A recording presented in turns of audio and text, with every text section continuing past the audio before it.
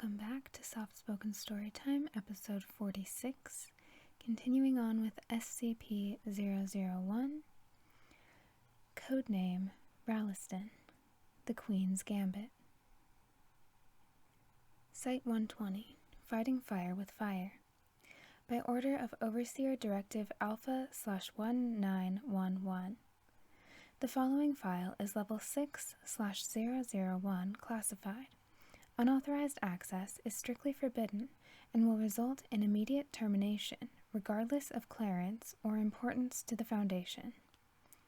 Submit Overseer level credentials. Does the Black Moon howl? Only the sins of yesterday, through the crimes of tomorrow. Identity confirmed. Security measures disengaged. Welcome, authorized personnel. The Queen awaits. POI 001-A, circa 1905. Item number SCP-001, Object Class Thaumiel, crossed out, pending reclassification. Special Containment Procedures.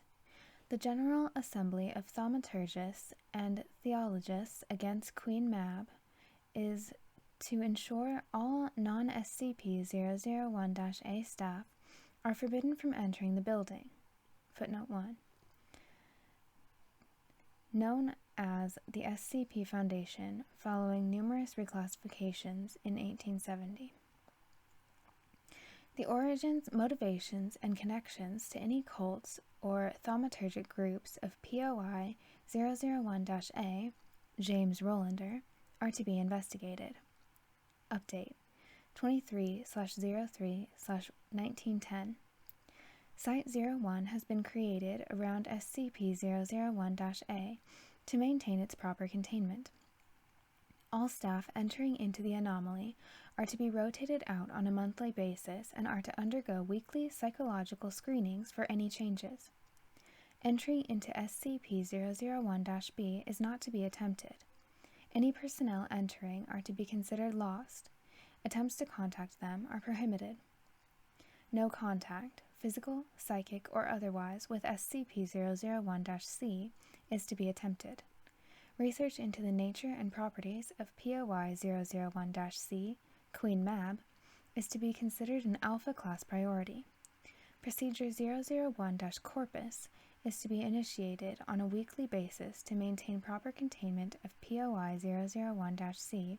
Its maintenance is imperative. Update 13/08/1911.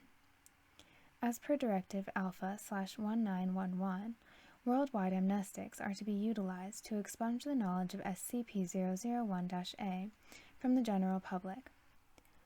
All references to the previously general Foundation knowledge of the Forever Wandering, originating outside Overwatch Command, are to be expunged by the Office of Maria Jones, Secretary of the O5 Council.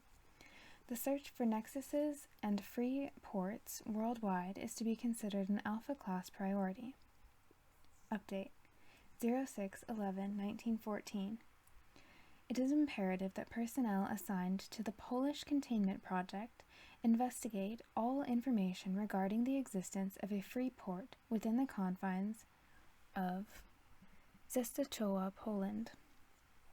All further information regarding the existence of non-issue FE within Poland is to be immediately forwarded to Overwatch Command.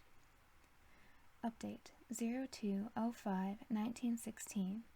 Site 120 has been established in Zestochowa to oversee all activities regarding FP-120, Esterberg.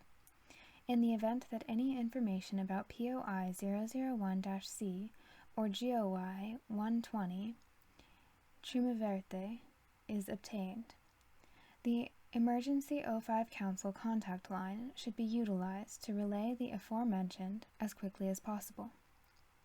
Description: SCP-001 refers to three interrelated phenomena: SCP-001-A, SCP-001-B, and SCP-001-C.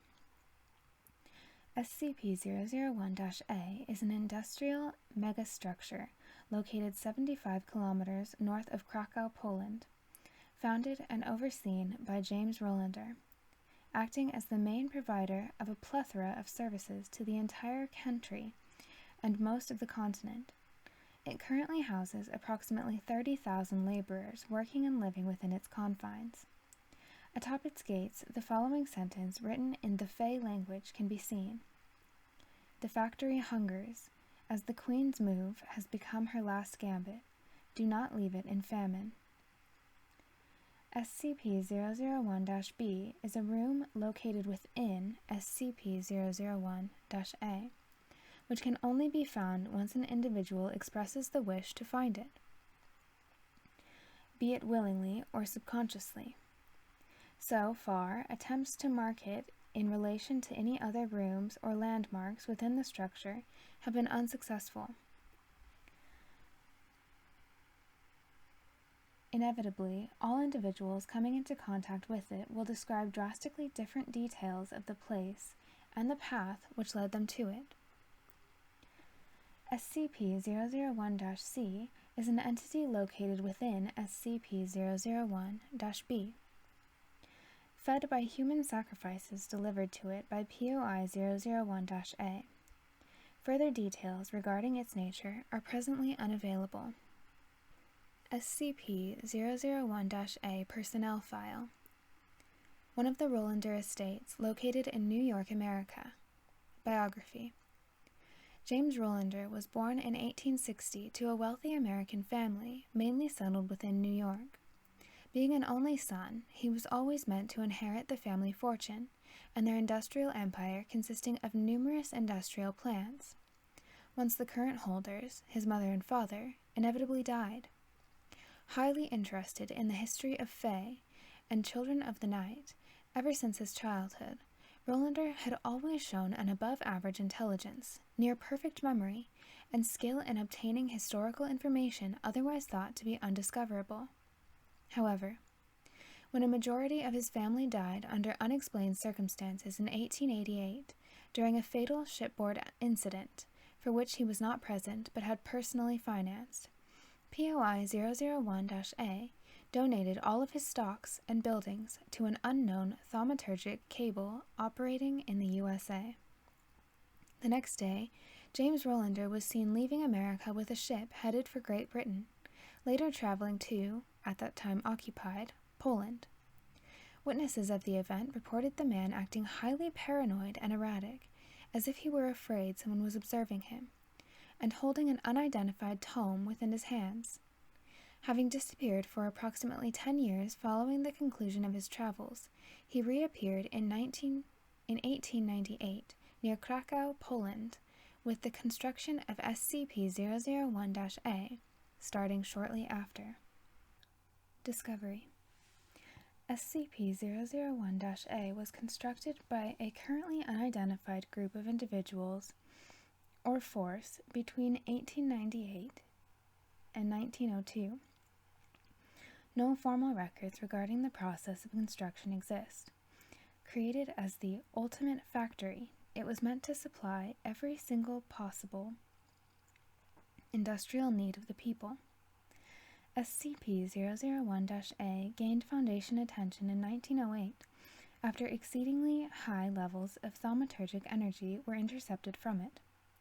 This energy did not fade over time, instead remaining at a consistently high level, now theorized to be the date of origin for SCP-001-B.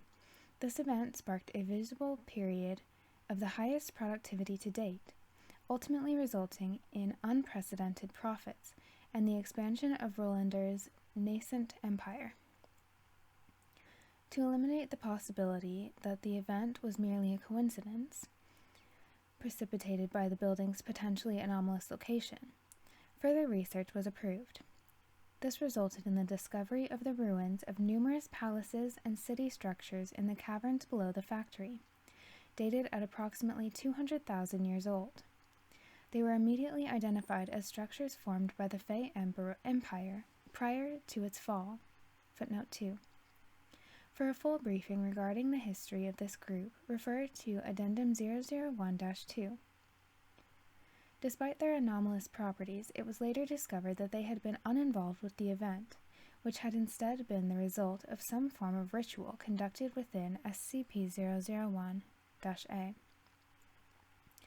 Following these discoveries, the Foundation officially classified SCP-001-A as its first full, high-priority project following the adoption of the SCP classification, resulting in it acquiring the designation of SCP-001. Addendum 001-1 SCP-001-A Exploration. In light of the thaumaturgic energy's failure to fade, the O5 Council decided that more information regarding SCP-001-A was required. As no SCP-001-A personnel were noted leaving the factory within the previous month, a Foundation-organized exploration mission was orchestrated. However, upon entry into the factory, the task force immediately lost contact with the Foundation. Addendum 001-2 SCP-001-A Ruins Analysis. Following the loss of contact with previous exploration missions, it was decided that further exploration attempts would inevitably end the same way. In order to still obtain further potential information regarding SCP-001, research into the nature and origin of the ruins underneath the factory was immediately approved.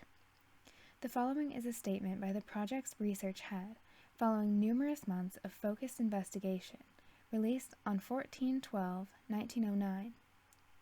Prior to reading it, personnel are heavily advised to familiarize themselves with the documentation available in the sidebox next to it to understand its full context.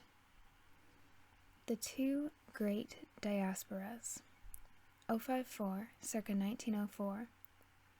The following is a full timeline of the history of human, Fae, and Children of Night conflicts and all events leading to the Two Great Diasporas, as compiled by 054. As most of the historical records acting as evidence for these events are either extremely old or severely damaged, precise Gregorian calendar dates cannot be traced. Approximate dates are given instead. Unknown. Consensus baseline reality achieves stability as the result of numerous religious faiths being simultaneously true, due to human belief bestowing power upon them.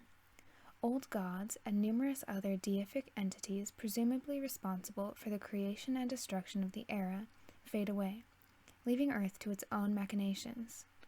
No further outside influence on history is noted from this point forth.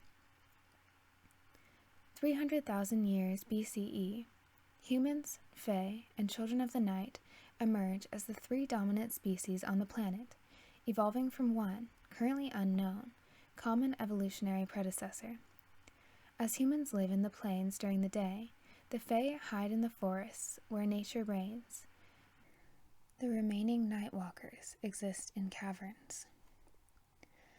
280,000 years BCE, Queen Mab and her sister, name unknown.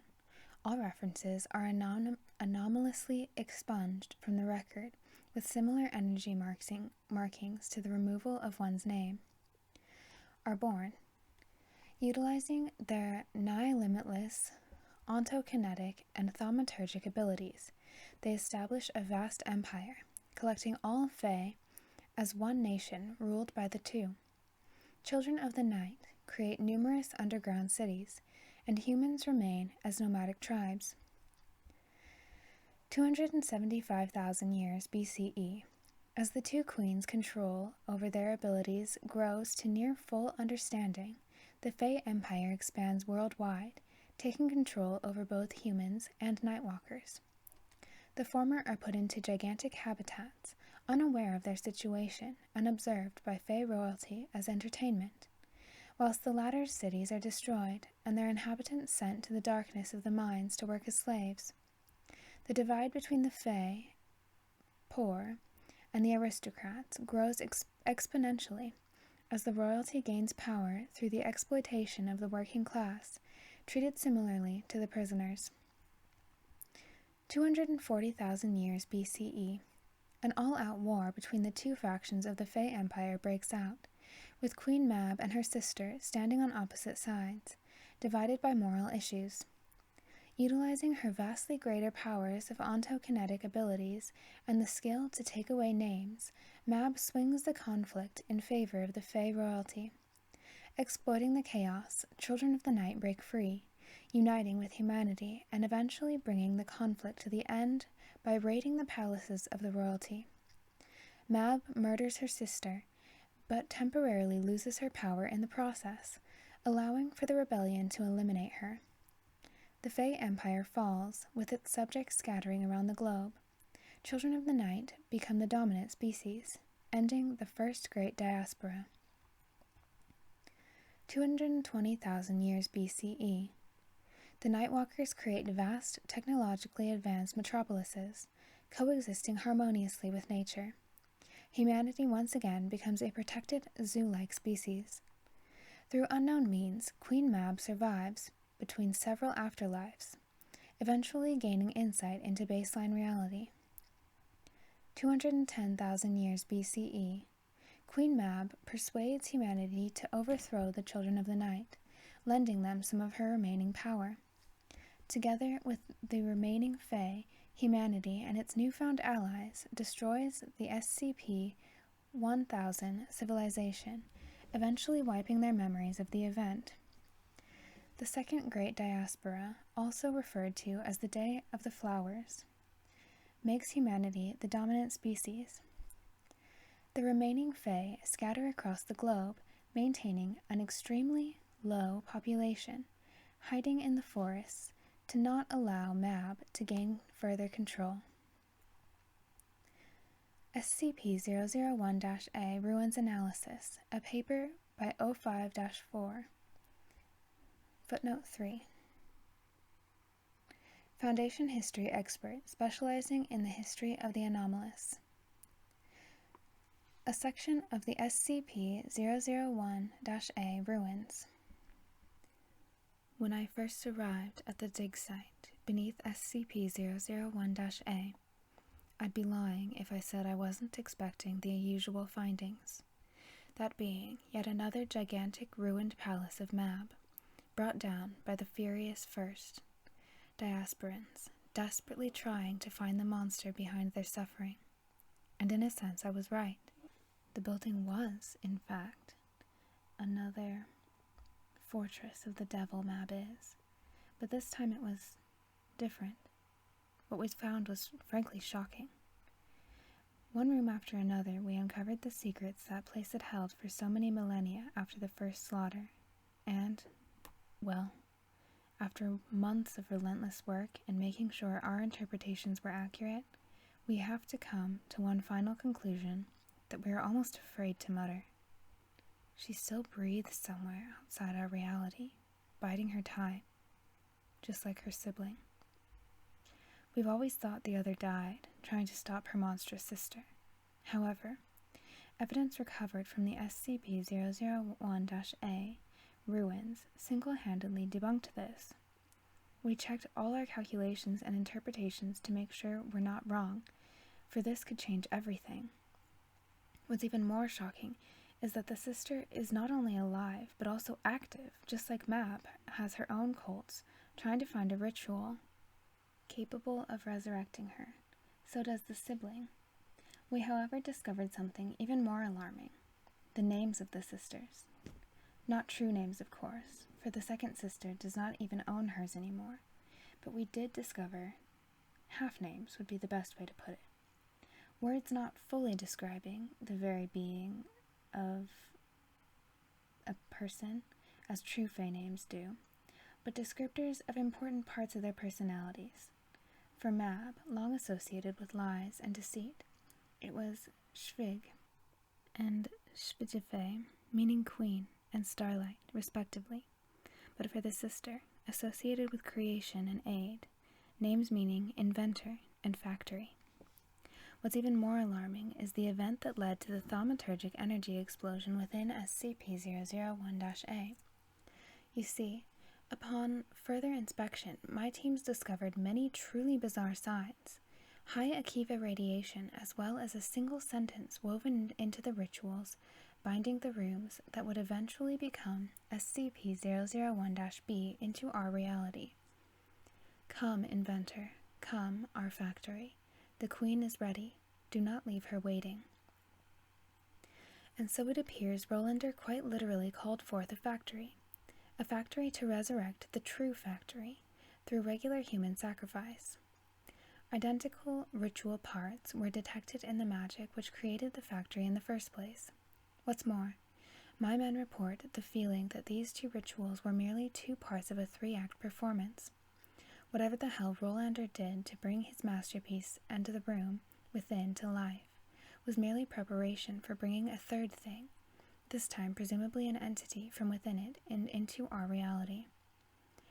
Mab has been a danger lurking behind our backs for almost 40 years now, ever since we found it ourselves in those dark halls, swearing to protect humanity from a third diaspora that would bring us down again.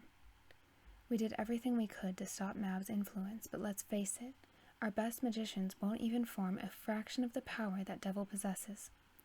But the sister does, and we need to do everything in our power to use that to our advantage.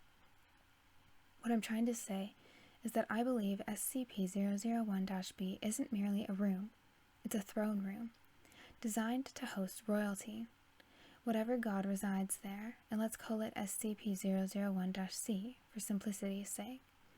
I can feel its hatred for Mab pumping through the veins of the factory, coming from the pounding heart seated within, and I know only of one entity that hates Mab more than the Nightwalkers.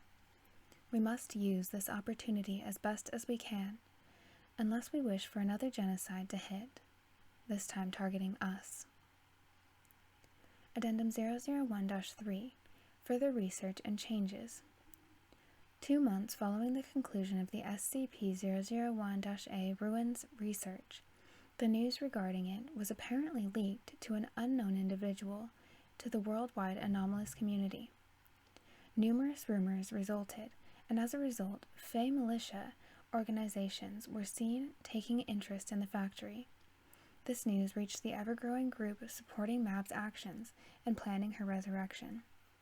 In the coming weeks, their squads were noted to patrol the outskirts of the factory, apparently seeking to gain access. Successfully doing so, they were then seen sabotaging SCP-001-A, resulting in significant damage to the building. To counteract this action, Rolander decided to double the sacrifice rate towards SCP-001-C, resulting in an extremely high disappearance rate among workers within Krakow and surrounding cities. This led to local authorities gaining interest in the case. To counteract a possible veil-breaking event, on 03/02/1910, the administrator sent the following urgent message to Rolander. Honorable James Rolander, we are aware of your actions within your factory, and whilst we realize and appreciate your intentions of keeping Mab at bay through the resurrection of the inventor, we must ask for an immediate cessation of such activities. We realize that you are left with no other option than to increase your sacrifices following the attacks, but we simply cannot allow you to continue doing so. The only alternative you realistically have is to properly deal with the attacks and continue your work at a normal pace. We hope you will understand our concerns and express a wish to cooperate, for we will engage with force otherwise. With respect, Krakow authorities. 2 days later, the following reply was received by the O5 Council. How POI 001-A was aware of the location of its members remains unknown. Silence, foul creatures of darkness. My noble heart shan't listen to your laughable heresies. I can hear the Queen speaking through your words, and I want you to know one thing. I am no Starlight's servant. I swore loyalty to only one inventor, to one brilliant mind illuminating the skies with its genius, like your star had never had. I forgive your vengeful hearts serving Mab, for the Creator forgives, unlike your Queen. Begone whilst your armies can still walk. My masterpiece is almost done, and I shan't stop with preparations. If you wish for a war with our magic, then you shall have it. The factory is almost ready to emerge, and once it does, her brilliance shall overpower the darkness your Empress wished for the entire world. You cannot stop the rituals feeding her, for the inventor can feel your every move. She whispers to my ear, illuminating my mind with a portion of its brilliance. And I know of all you do, of your horrid servitude to the betrayer of the men of this earth. May the skies above us have mercy on you. You will not stop us. Immediately after, POI 001-A took the following actions.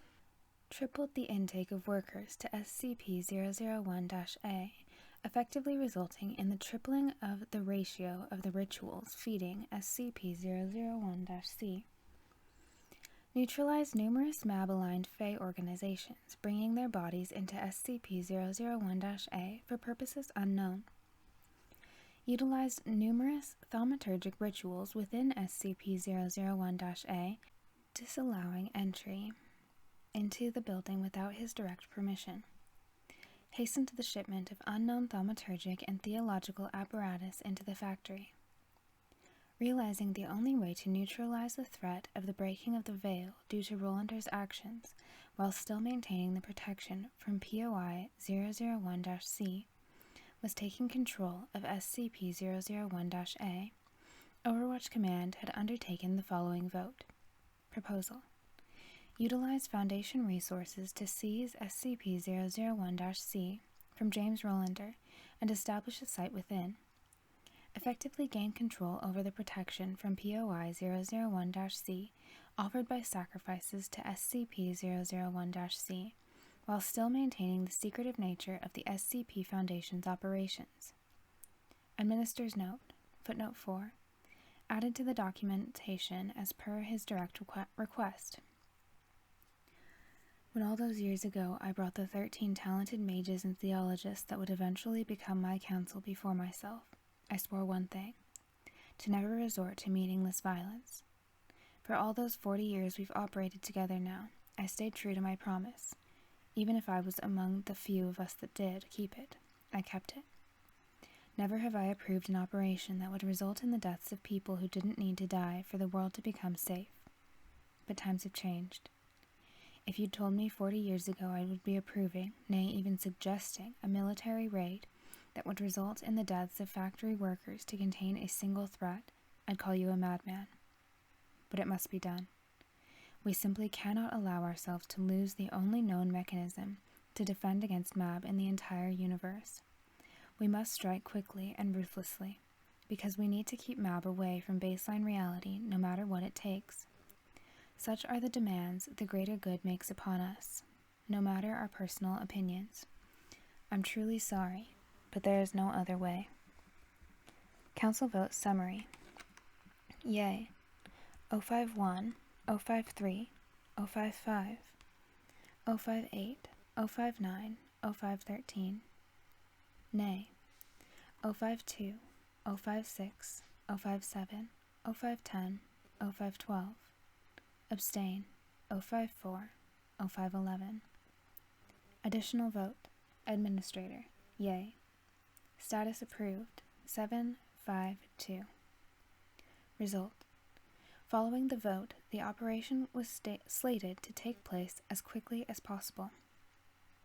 Addendum 001-4, SCP-001-A Raid. Following the mobilization of all available Foundation forces within the area of SCP-001-A on 27/02/1910, the SCP Foundation officially began a military attack on SCP-001-A. The following is a transcript of Error's only memory of the event, verified as safe for public viewing due to numerous memetic triggers present within his memory, as provided by a ritual conducted by his Maria Jones. 058, circa 1903. Date 27/02/1910. Subject SCP-001-A. Present parties. POI 001-A. Error. Footnote 5. Fatal terminal error. No administrator name designation encountered at data lost. 054-058. Forward. Due to the protective field set up within Error's memories, the following was only memetic trigger-free memory of the event available for harvest without causing damage to its host.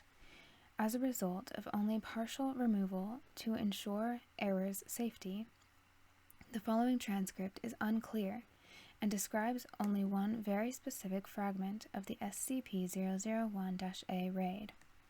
Begin log. The feed begins as 058 is standing outside the entrance to POI-001-A's office.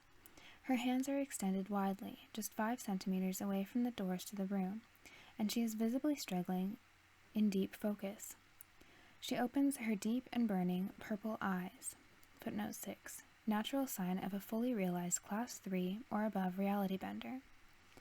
And with a silent scream, tears the doors apart, revealing entry into the office.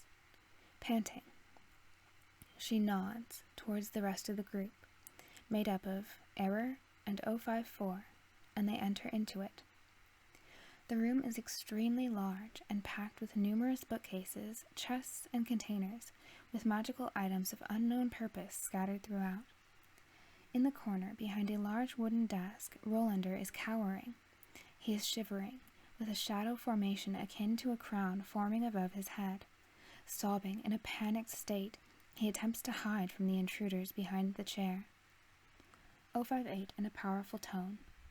James Joseph Rolander. POI-001-A screams, falling to the ground. The shadows above him start to disappear. Noticing this, Rolander panics.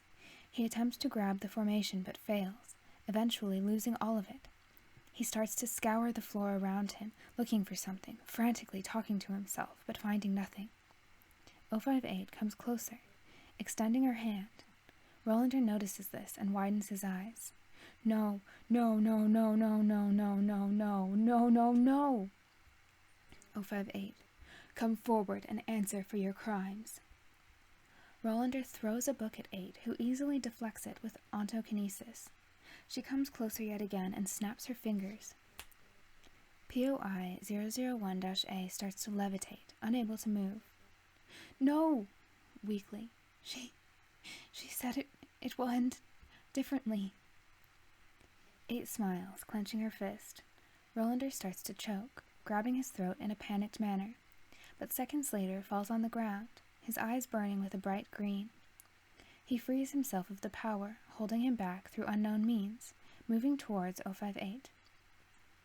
Rolander, in a hoarse tone. The light of the Thousand Dawn Empire shall not He blinks suddenly, falling to the ground again. When he reopens his eyes, they are normal, and he does not seem to realize what just happened. 8 groans, throwing him like a rag doll onto the wall. Her nose starts to bleed profusely. Error. Mary, I think that's enough. 8 screams in anger as she throws POI-001-A around the room, smashing him against any and all obstacles in her path. Error. That's enough. The overseer suddenly stops, panting aggressively. She is bleeding from every orifice, but does not seem to notice, nor care. Instead, with visible exhaustion in her eyes, she turns towards Error. Error, quietly. What the F was that? What the hell's gotten into you? You were supposed to not kill him, for goodness sake. We can't just murder people. You can't just murder people. It grabs herself by the head, groaning silently. I don't know, something here is, They are suddenly interrupted by 054 grabbing the half-alive Rolander by his jacket, pulling his face close. 4 spits on him. Rolander does not react, silently sobbing. 054. You disgust me. 4 heads for the exit, carrying the broken POI-001-A with him. However, as he is about to reach the rest of the group, Rolander's body suddenly explodes with shadows and smoke, causing the overseer to drop him. 4 screams, backing off as a singular, burning green eye blinks from within the expanding smoke. Unknown, coming from within the smoke in a hoarse tone. Come home, my child. Come home and suffer no longer. The smoke suddenly clears, revealing that POI 001-A's body has disappeared. Where it once lay, only his clothing remains to be seen. 054 inhales sharply and turns toward the rest of the group. 054. Error? Error. Yes? 054. Tell the people the factory has fallen. End log. Afterward. Following the events described above, the SCP Foundation had officially taken control of the factory. To fully discuss further actions following the above, a summit of the O5 Council was called. Further containment and research plans regarding SCP-001 were discussed, eventually landing on the necessity of a site within the anomaly's proximity to properly contain it. As a result, a proposal was put forward by O51 to, over a period of time, transform the gigantic structure of SCP-001-A into a Foundation site, acting as the main hub of operations for the Council and its most important project, SCP-001. Addendum 001-5. Further SCP-001 research. Following the stabilization of the threat of potential civilian discovery of SCP-001-A due to Rolander's decisions and the finalization of Site-01's construction, the O5 Council decided that research into the true nature of SCP-001-B and SCP-001-C, as well as the latter's protective nature against POI-001-C, was a priority. Despite previous studies showcasing the fact that SCP-001-C is most likely the half-dead entity referred to as the Inventor, further study conducted by O54 and his teams revealed that the entity was connected to numerous Fey seers and thaumaturgists in the world still capable of communication. However, despite the aforementioned stabilization, attacks from local Queen Mab-affiliated militias did not stop. Instead, increasing in frequency, the Foundation attempted contact with said groups on numerous occasions, but the only answer ever received was the following: "You will not bring her back, not after everything we've done to try to stop it." Chatter picked up by Foundation moles situated within communities around the world suggested that a Fey army like the world has never seen since the dawn of Mab was gathering to attack SCP-001-A. Initially dismissed as mere rumors, this eventually led to the Foundation tripling security measures around Site-01 after numerous previously stationary Fey groups went on the move. Further research into this phenomenon remained pending at the time. In the meantime, research into SCP-001-C was officially approved. After months of analysis, it was officially confirmed that following sacrifices to SCP-001-C being done, the percent of Queen Mab's entire being existing in baseline reality did in fact seem to reduce from 5% to 4%, rendering all previous interpretations to be true. In order to utilize the fact that SCP-001-C, presumed to be Queen Mab's sibling, was still alive and able to communicate, the following tests were undertaken. Input: a singular red apple, delivered to SCP-001-B through thaumaturgic rituals. Output: no result. Input: a singular red apple delivered to SCP-001-B through a D-Class personnel. Output: 3 seconds following input, the following phrase was heard in the minds of all near Site-01 personnel. More sacrifices. Input: a singular already dead dog. Output: alive blood. Input: a singular living dog. Output: more. Input: a singular alive D-Class personnel. Output: I am the call of the heavens, bringing down gifts of intellect to the minds of the worthy. Input: repeat of the above. Output: I fend off the evils of darkness and fear lurking in the shadows of starlight. Repeat of the above. I am the sentry, the shield against all that lies within the land of darkness. Repeat of the above. No result. Repeat of the above. No result. 3 alive D-Class personnel. My power fades like starlight in the night. My sister is, but it still grasps into this realm. Repeat of the above. But it shan't for much longer, for the servant of death is strong, stronger than I could ever imagine. Repeat of the above. Feed me so we can walk in the day again as once we did so many millennia ago. Repeat of the above. Feed me so we can once again unite, brought together by a common enemy. Repeat of the above. Feed me so we can together kill Mab, this time forever. Repeat of the above. Feed me. Repeat of the above.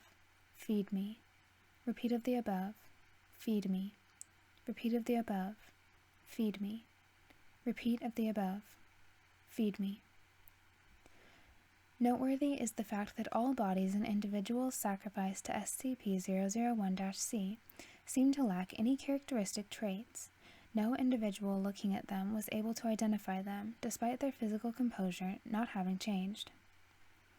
Addendum 001-6, Site-01 Raid. On 12/08/1911, Site-01 thaumaturges suddenly detected a gigantic mass incoming, manifesting into the plains around SCP-001-A via a portal ritual. The ritual was nearing completion, with the portal approximated to contain individuals numbering in the thousands. A 2-hour window to prepare for the Army's arrival was projected. When evacuation was ordered, the area around the building was immediately cut off via a thaumaturgic barrier.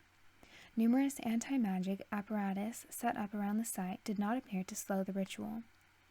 A site-wide alert was immediately called, with the entire council immediately evacuated to the lower levels and appropriate personnel called to duty. A distress call to other Foundation sites was attempted, but due to no such facilities existing within Poland, no aid was possible within the given time span.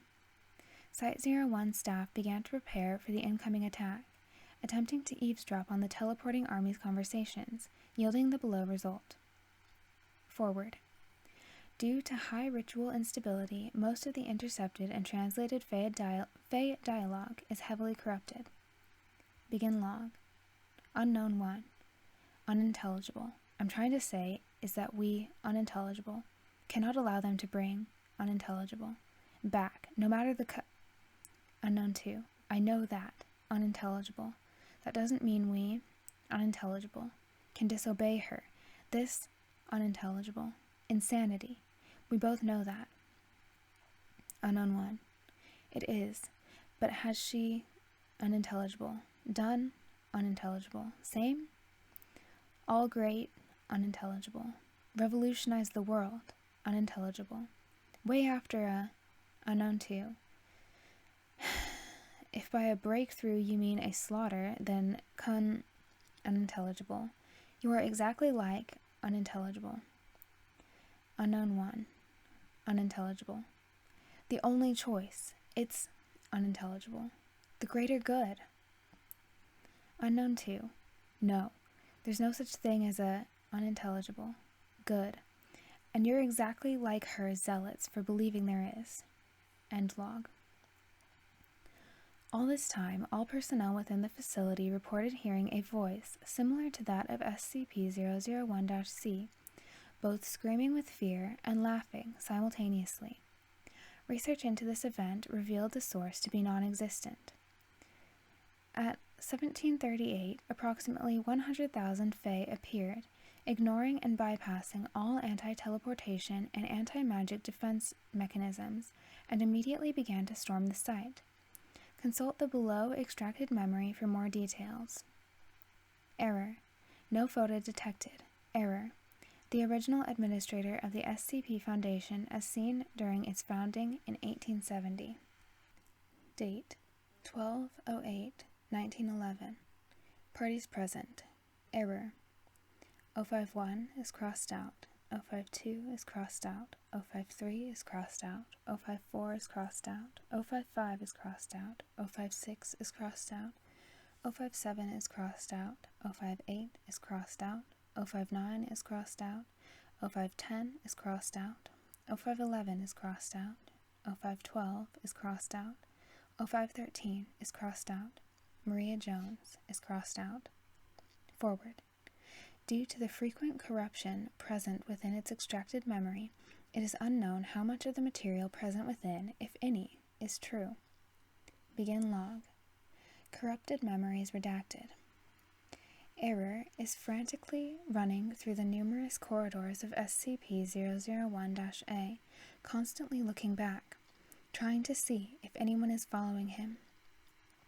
All around him lie numerous corpses, some of them with broken necks, and the floors of the factory are covered in blood. He is shivering. He eventually finds a dead end he can hide in.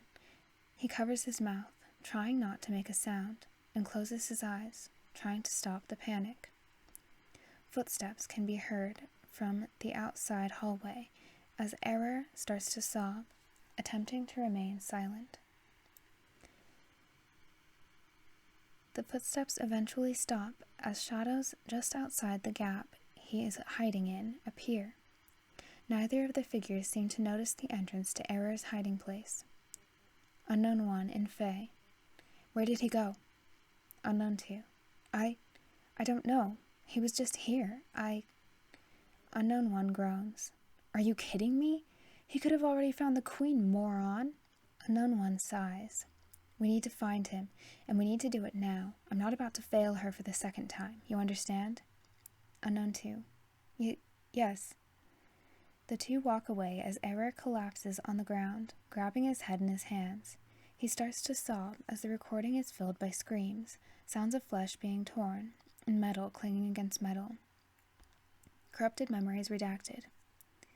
Error is shivering, sitting as near the wall as possible. Although tears are still running down his face, he no longer seems to notice them, frantically trying to stay as immobile as possible. The sounds from before seem to have ended, instead replaced by a deafening silence. He suddenly opens his eyes, looking around the room with an unconscious stare. He is no longer within the same space he'd occupied moments ago, now lying on the cold floors of a short corridor ending in gigantic green doors, which stand open. Green smoke is pouring out of the doors, encompassing him and his surroundings in an ominous aura. From within the room beyond, a silent whisper akin to that of an animal fills the air. Come. Error is lifted from his sitting spot, suddenly starting to walk towards the room. Unconsciously, he walks into it, and the entire feed becomes filled with the smoke, obscuring vision. From within, a singular green eye can be seen, blinking once and illuminating the room with its bright light. What is it you seek with the light that illuminates the skies of the Millennium Empire? I speak. Error's expression suddenly changes from panicked to completely still, as a green spark appears within his right eye. I wish to seek shelter from my enemies. I wish to save my people. No. Tell me what you truly wish for. The room is suddenly filled with thousands of eyes observing Error from every single corner. Both his eyes start to burn with a bright green. I wish to destroy my enemies, utterly and thoroughly, so that none of them remain. Wipe them out like the maggots they are, bringing back my dominion over them once again, like the... Error begins to sob again, grabbing his head. His face turns expressionless only seconds after. And who are your enemies? The servants of the Queen, the zealots of the eternal starlight upon the skies of the endless kingdom, wishing to bring their monster back from the dead. The myriad eyes suddenly start to smile. Then it shall be done. Corrupted memories redacted. Error is suddenly standing on the balcony directly above SCP-001-A's entry. Footnote 7. SCP-001-A was previously not seen to have such a feature. With 052 and 058 beside him, his eyes are burning with a green light, and in his hands, a long stone similar in shape to a wand can be seen. He is pointing it at the open hills beneath him, upon which thousands of Fae are standing with various forms of weaponry in their hands. Error smiles and starts to speak, his deafening voice filling the horizon. "Army of starlight, bringers of monarchy and omens of doom, hear me." The entire army immediately looks at him, every single individual present with full focus. "For millennia, you and your queen have reigned supreme as the horrors of the rule filled with night sky you illuminated with hatred." The staff starts to burn with a green light as Error extends it forward. "For countless eons you've taken what was not yours to rule, bringing it to your own kingdom as sacrifices to the one you call God." The entire crowd starts to look around, deeply confused. Seconds later, however, their attention is once again brought to Error, as blank expressions fill their faces. "For years unaccountable, you've exploited this world and its people for your monstrous empress, feeding the eldritch monster of a ruler she was." He whispers a few inaudible words to himself, and the terrain around the army starts to shake. "But no more shall it be so." The crowd becomes distressed, noticing the changes. "Begone!" The entire crowd suddenly starts to scream as a gigantic vortex forms in the ground beneath them. Animal-like cries can be heard as the countless vocalizing Fae fall on the ground, screaming in agony as their bodies start to transform into numerous animal-like humanoid beings, retaining their original clothing. In the middle of the vortex, a portal black as night appears, sucking those present into it, as more and more of them sob in pain, their transformations continuing. Seconds later, a number greater than what was originally standing in the hills falls into the forming hole as the portal leading to an unknown place closes, leaving no one standing in front of SCP-001-A. A silent scream fills the local area as the sky smiles for a second, before blinking again into non-existence. 052 looks at Error with a terrified expression filling his mechanical face. What have you done, Error?" "Exactly what needed to be done." Corrupted memories redacted. End log. Afterward. It is believed that as a result of the action undertaken by Error, approximately 99% of the Fae populace was eradicated from baseline reality. Further research into the consequences of this action, as well as the true destination of the ritual, is ongoing. To discuss the consequences of the above, an emergency O5 Council meeting hosted at Site-01 was called 2 weeks later, following the finalization, the cleanup required by the results of the raid. The following is its record, as transcribed by Maria Jones. Dates: 27/08/1911. Parties present: Error, 052, 054, 055, 0511, Maria Jones. Forward. Due to the state of their health or their outright death following the Site-01 raid, a majority of the O5 Council was unable to attend the following meeting. At that time, potential replacements for the positions of 056, 057, 059, 0510, and 0512 were being sought out. Footnote 8. The position of 059 remained vacant for the longest time, with its replacement only being found on 02/04/1973. Begin log. The transcript begins showing Site-01's O5 Council meeting hall, adapted from Rolander's office to fit its new purpose. Of the 14 seats around the gigantic table in the middle, only 5 are filled. Upon the table, now visibly damaged, rests a multitude of letters and documents. 054 is browsing them quickly, trying to read as much as he can. The other council members and Maria Jones are visibly impatient, as if waiting for someone. Minutes later, the doors to the room open, revealing Error. He nods to the council, corrects his suit, and checks his watch. 054 notices him, standing up from his chair and walking towards him angrily. What have you done?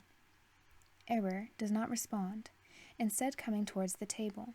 He grabs one of the chairs and sits in it, looking at the documents around him. 054 comes closer, shaking Error's shoulders. What the heck have you done? Error sighs. Chosen the lesser evil. 054 scoffs, slightly backing off. You're insane. You're actually insane. Error groans silently. I would like you to remind you who you're talking to. 054 comes closer to Error, pushing him slightly with anger in his eyes. Shut the F up. Shut up. I'm your friend. I'm not your foe to you. And I would like to remind you that you just effing murdered almost an entire race. You... 054 tries to hit Error, but he is too slow to duck an incoming blow from his opponent. 4 falls, spitting blood on the floor. Error turns his sight from the floor to the overseer. His eyes glow with a faint green, and above his head, for a brief second, a shadow formation reminiscent of a crown forms, only to disappear moments later. He comes closer to 054, grabbing him by his jacket and bringing their faces closer together. Insult me one more time.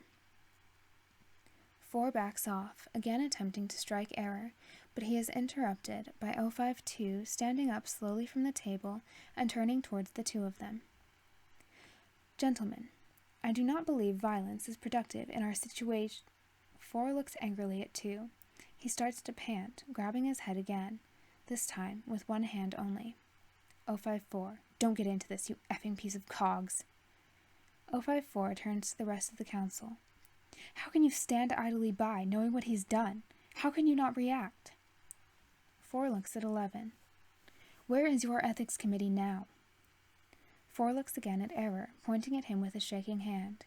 We swore to protect humanity from a third diaspora when we banded together those 40 years ago. Don't any of you remember? Footnote 9.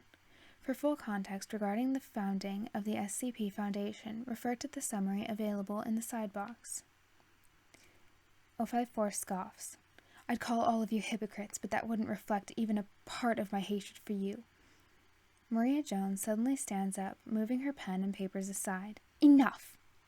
But, Maria Jones in a thunderous voice, I said enough! 054 calms down, walking towards his seat. He starts to sit in it again and pulls his face in his hands. Error. 054, I would believe it would be in your best interest to remove yourself from this room now. 054 stands up with an angry manner, calming himself, walking towards the door. Error turns towards the rest of the council.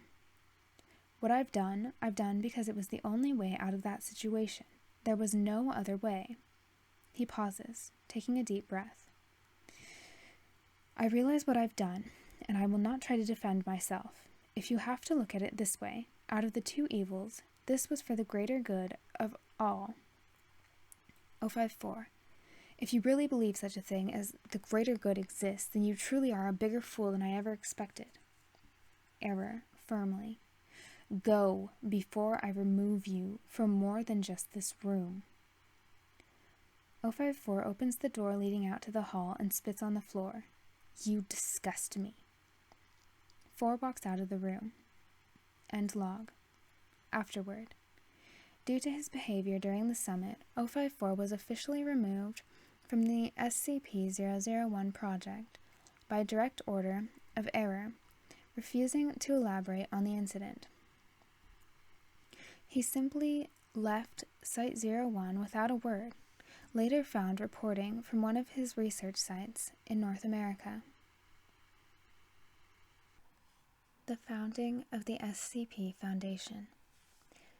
A photograph of a portion of the original O5 Council as taken during the day of its founding. Present. From left to right. 053, 057, 054, 0509, 0513, 0512, 0510, 056, and 051. Originally founded in 1870 as an evolution of a group researching thaumaturgy, theology, and the history of the two great diasporas, created by 13 of the richest and most influential men and women of their time, led by one individual, Error. The SCP Foundation was created with three goals in mind: to secure the human population from Fae and SCP-1000 attacks, contain the threat of Queen Mab and the gods of the ancient past, and protect humanity from a third great diaspora. The Foundation's motto would eventually be adapted from these goals. Prior to the 1870 summit, plans to integrate the numerous subgroups into one organization were passed among the leaders who would eventually comprise the original O5 Council. Only following that year's discovery that Queen Mab was still alive, however, was it officially signed.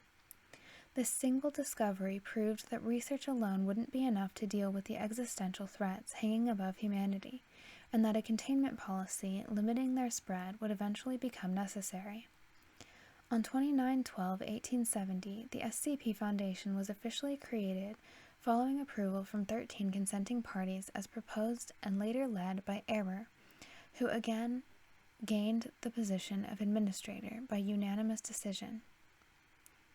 Addendum 001-7 Results of the Third Diaspora. Following the information about the Foundation causing the Third Diaspora reaching the public, and by extension Foundation personnel, resignations have reached the highest rate ever recorded. Espionage and betrayal amongst Foundation personnel has increased by almost 10%, with overall efficiency down by approximately 40%, even 2 years after the event. Throughout the entirety of the post-diaspora period, a severe decrease in the mental stability of numerous Foundation staff, including Maria Jones and Error, has been noted. The most notable case is the aforementioned administrator, seen engaging in highly uncharacteristic behavior while denying any personal peculiarity. Examples included, but were not limited to, erratic decisions without authorization from the rest of the Council, visible obsession with the occult despite little to no previous interest in such, visible obsession with Fae history despite little to no previous interest in such, paranoia and trust issues, patterns of talking to himself on seemingly nonsensical subjects. Said behavior culminated on 30/12/1913 when Error disappeared, and the only evidence left being the following note found on his desk. It had never been the inventor. How could I have been so blind? The only contextual evidence Foundation thaumaturgists have found is an almost unnoticeable mark of magic leading towards SCP-001-B from Error's office. The following is the only memory visualization available in the thaumaturgic thought space near SCP-001-B that in any way references the event. Date unknown, subject unknown, forward. The truthfulness of the following is still pending approval from the rest of the O5 Council. Begin log. Error is standing in a short and dimly lit corridor panting. He is holding the same stone he had used to cause the Third Diaspora in his hand, pointing it at the gigantic green doors in front of him. The entire area is filled with fog and sounds of clockwork turning in the background, as well as voices similar to those of former SCP-001-A workers. Error. You monster. He comes closer, opening the doors with visible difficulty. As he finishes doing so, powerful wind starts to blow from inside, making him back off. He points the item at the inside of the room, from which green fog is rolling into the area around him. We fed you. The sound of something stirring within the room fills the air, as Error grabs his head in his hands. He screams with pain, falling on the floor. Unknown laughs. Error. What even are you? Error loses his words, breaking down in tears. He loses hold of the stone, letting it fall on the ground as his entire body shivers. Unknown chuckles. Does that really matter? Error is suddenly lifted from the ground as green fills his eyes, making him scream. As he continues to do so, he is transported into SCP-001-B. Unknown. Come. From underneath Error's jacket, animal-like fur starts to explode, eventually filling his entire body. His face distorts, visibly disforming. His continued screaming eventually turns into the gurgling of a hog. He tries to reach for an exit, grabbing one of the doors, but his hands slip away as they turn into hooves. He eventually loses all voice, but the screaming continues as his now fully converted body begins to twitch violently. The feed disconnects. End log. Afterward. No such individual with the name Error was ever a part of the Foundation personnel.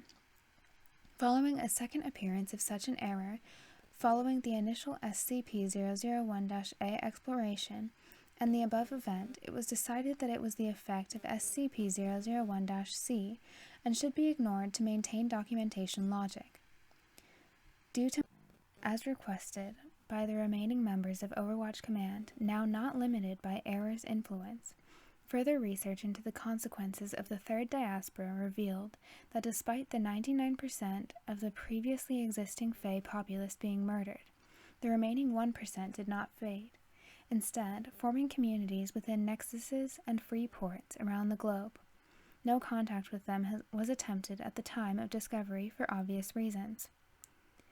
Following the death of Error in unknown circumstances at the hands of SCP-001-C, the position of the administrator remained vacant for a significant period of time to properly deal with this problem as well as the consequences of the Third Diaspora following the death of its perpetrator.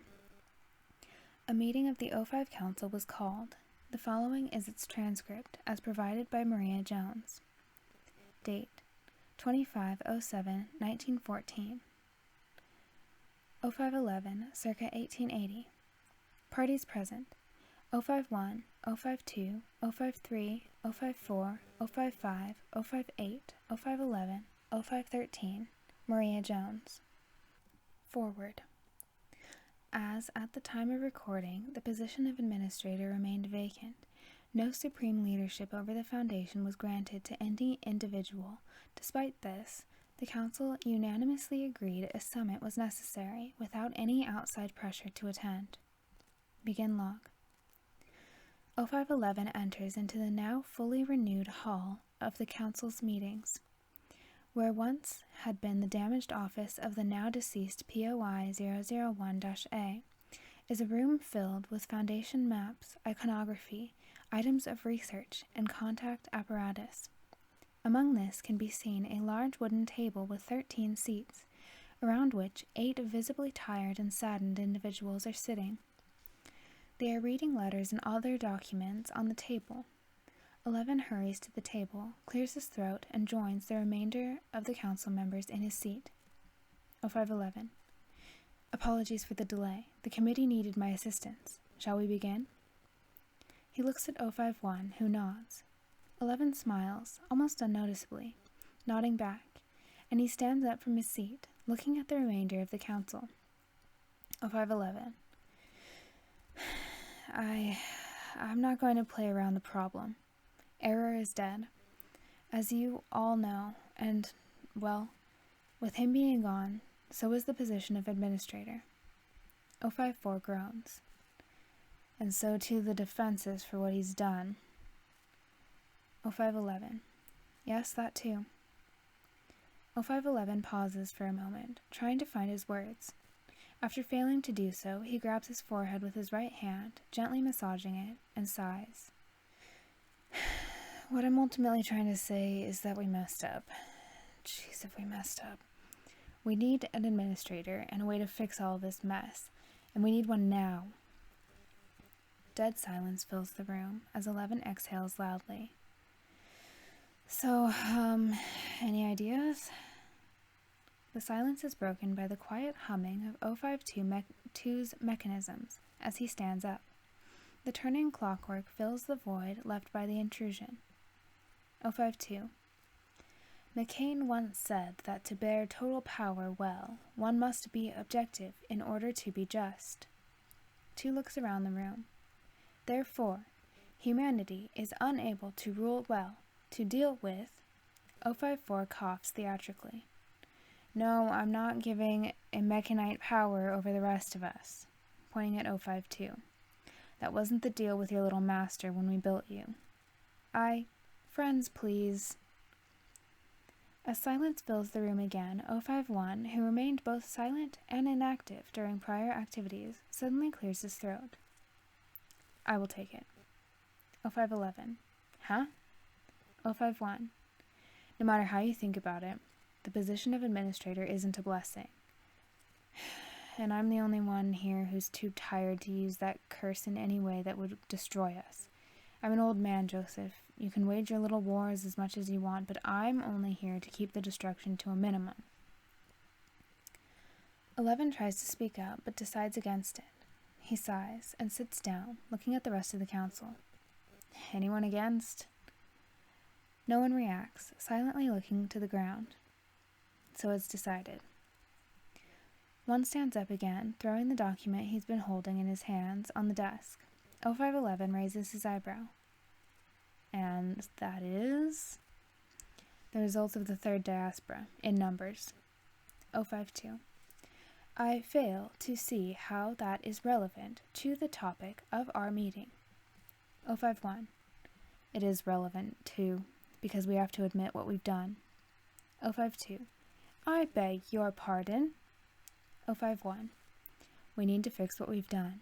Do you understand? Even if error had done so, we were one of the reasons it happened. And I'm not about to allow for my first action to be avoiding the consequences of our crimes. Short pause. So, to put it simply, what the hell do we do? 11 raises his hand. Free ports. We need to find them. Find them and protect them the best we can do. And perhaps one day they might even not want to kill us. 058 scratches her head. The last I heard about them was when we discovered that one in Wisconsin, and I don't think they have the ferries in there. 054. There's been rumors of one here in Poland, mostly Fae-operated. Esterberg, it's supposedly called. My teams recover more and more records of it being a safe haven for the anomalous, something like that. And there's always High Brazil. 051. Is this confirmed? 4 scratches his chin. 054.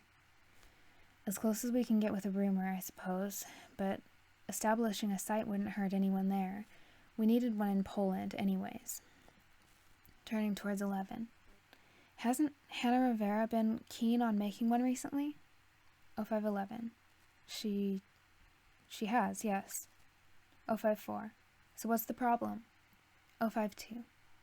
We cannot just allow things to change immediately. It would be suspicious, and personnel would rebel.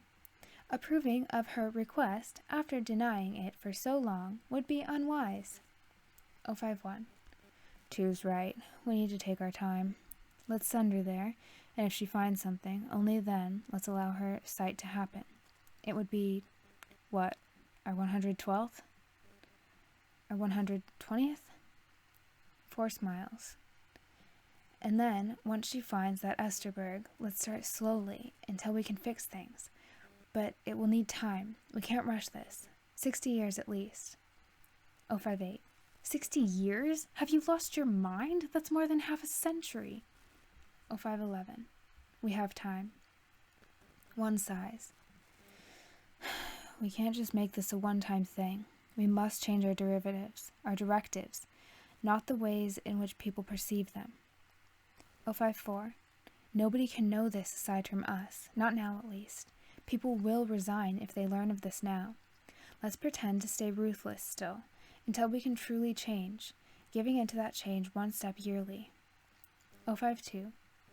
It will need to become our 4th motto.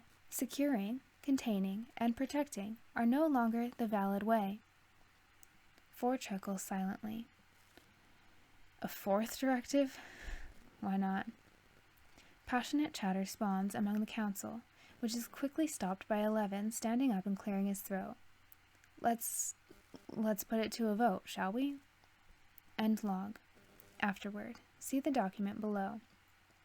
Proposal. Through the pursuit of all available information, locate every single free port previously unknown to the Foundation across the globe in an attempt to find and aid the remaining members of the Homo sapiens SID species.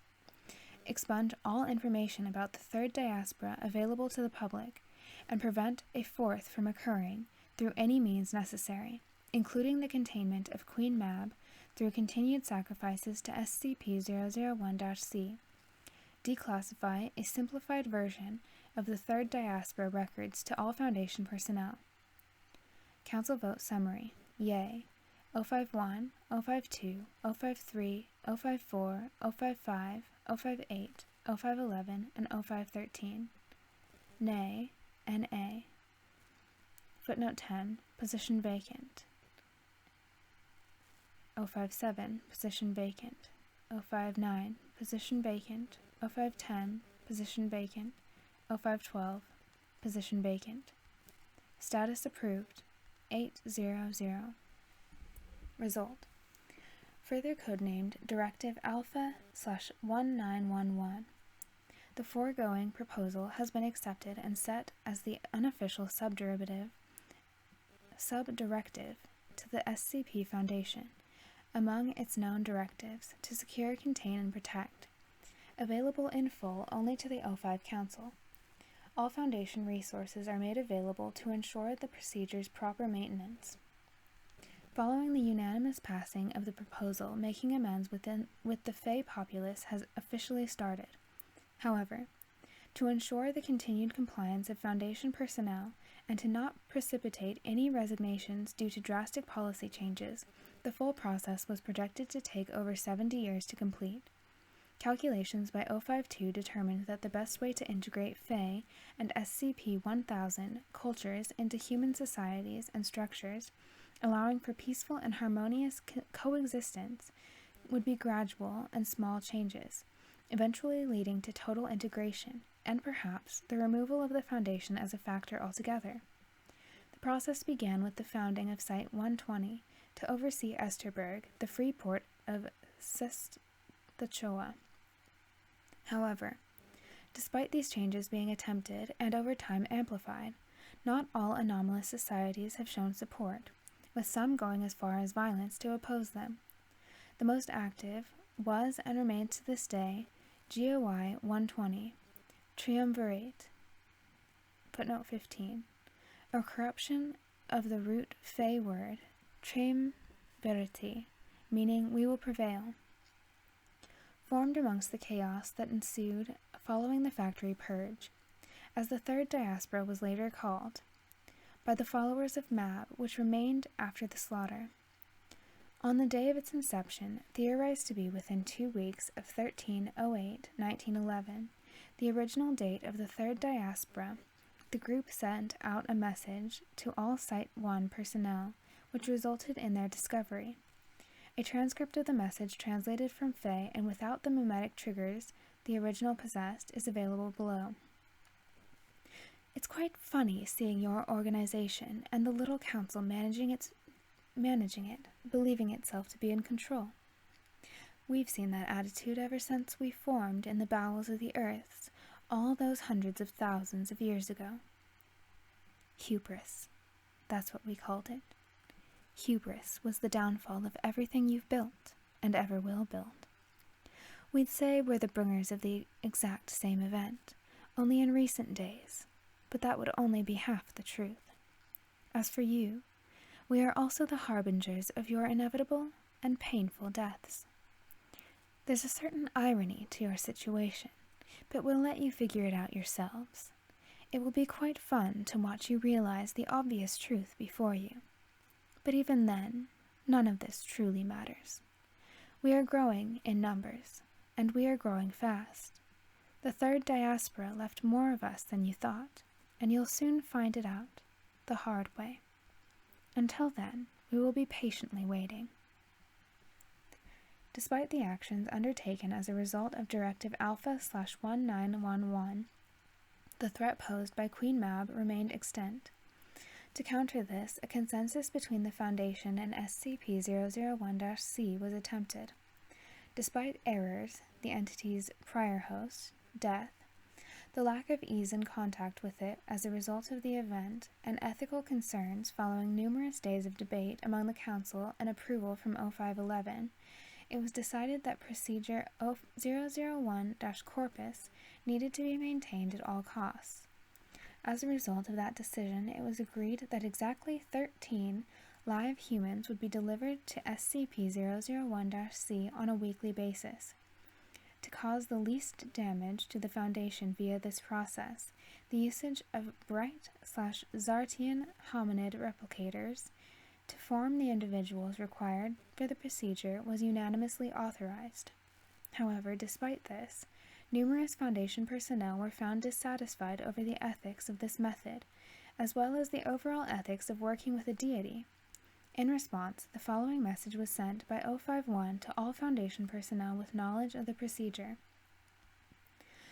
In recent days, my office and I have been approached by anonymous complaints regarding the ethicality of Procedure 001-Corpus, going so far as to ask where was the Ethics Committee when we approved it. Whilst those complaints are of course understandable given the situation, I need to clear something up. We are not giving a god what it wants. We're merely making sure the sister of said god doesn't massacre us, and giving that bastard corpses is frankly the only thing we can do. We can't fix the past, but we just might be able to make the future a little brighter, and to do that we cannot allow Mab to repeat what we've done, slaughtering the world for the 4th time, and the only way to make sure that doesn't happen is Procedure 001-Corpus. No, I say this with a heavy heart, but the ritual remains as it is. It simply must.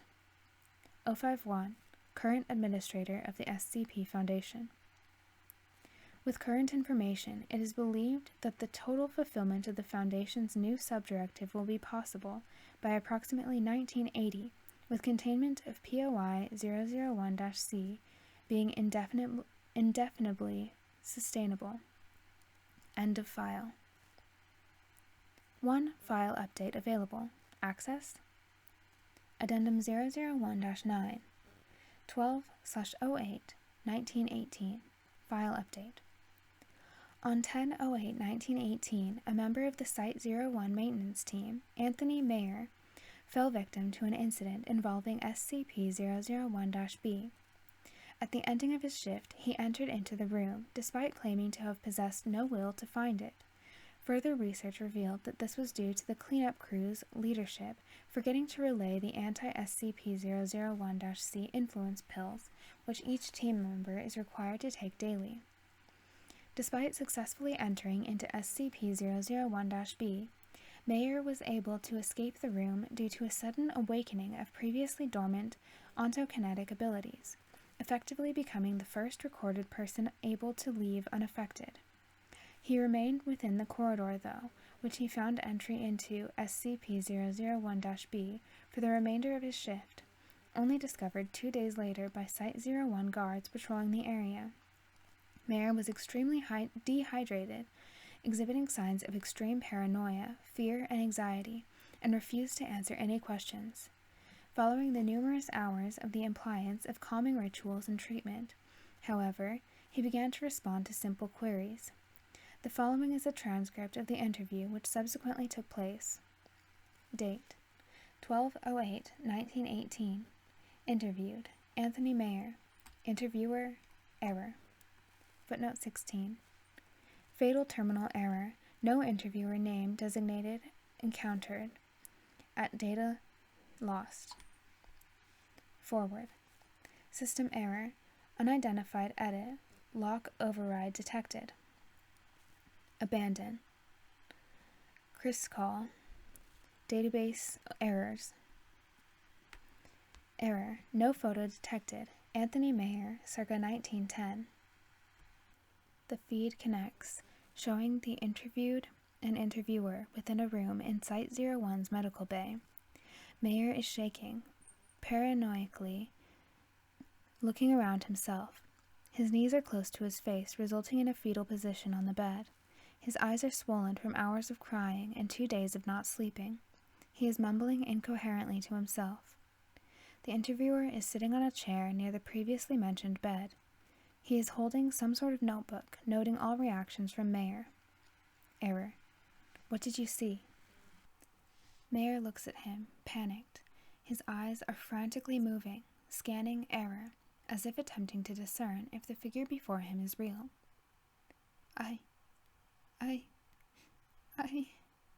He starts to sob again, staring at the floor beneath him. He blocks his ears and begins to shiver, moving in an irregular pattern. Mayer! The interviewer grabs Mayer by his arms, shaking him. He blinks twice, realizing he's with someone else in the room, and starts to shake again, but this time is visibly more focused. What did you see down there? Anything? Mayer nods, swallowing saliva. He wipes tears away from his eyes and starts to stare at the floor again. Yes? He nods again. What was it? Pause. What did you see? Mayer, whispering. Its name. I saw the name of the beast. The beast within the room. The interviewer visibly livens up, clicking his pen. He starts to write something down in the notebook, and seconds later turns his attention back to Mayer. What was it? Silence. Error. What was the name, Mayer? Sobbing, starts to shake. I don't know. What was it? Shakes head, crying violently. Mab. It was Mab. End log. Afterward. Further research and implication interpretation is ongoing. Critical database error. Servers compromised. Shutting down terminal.